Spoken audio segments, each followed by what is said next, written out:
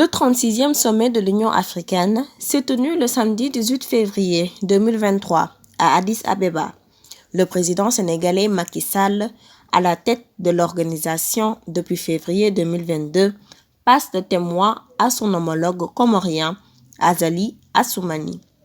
Les défis étaient nombreux pour le président Macky Sall: paix et sécurité, démocratie et stabilité institutionnelle, terrorisme, environnement, santé et développement socio-économique, entre autres.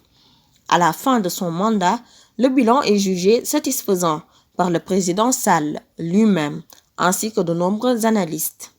Le contexte particulier qui a marqué l'année 2022 n'a pas empêché au président sénégalais de poser des actes forts.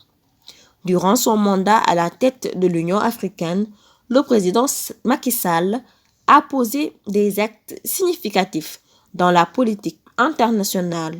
C'est dans cette perspective que s'inscrit sa visite à Sotchi, en Russie, pour porter la voix de l'Afrique auprès de Vladimir Poutine et convaincre la Russie à autoriser l'exportation vers l'Afrique du blé bloqué en Ukraine dû à la guerre depuis 2022.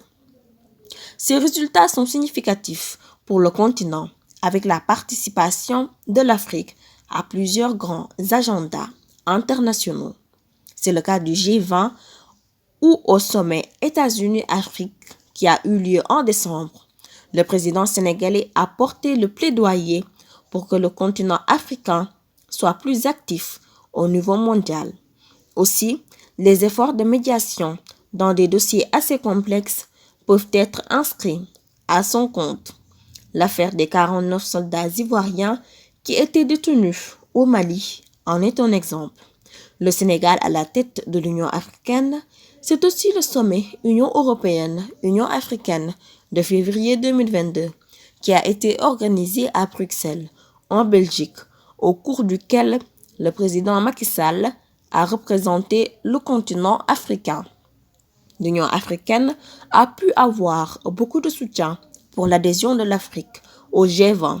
Le président sénégalais Macky Sall quitte la présidence de l'Union africaine au profit de son homologue comorien à l'occasion du 36e sommet de l'Union africaine. Le président élu doit continuer le travail avec des défis aussi nombreux que pressants pour faire rayonner le continent africain.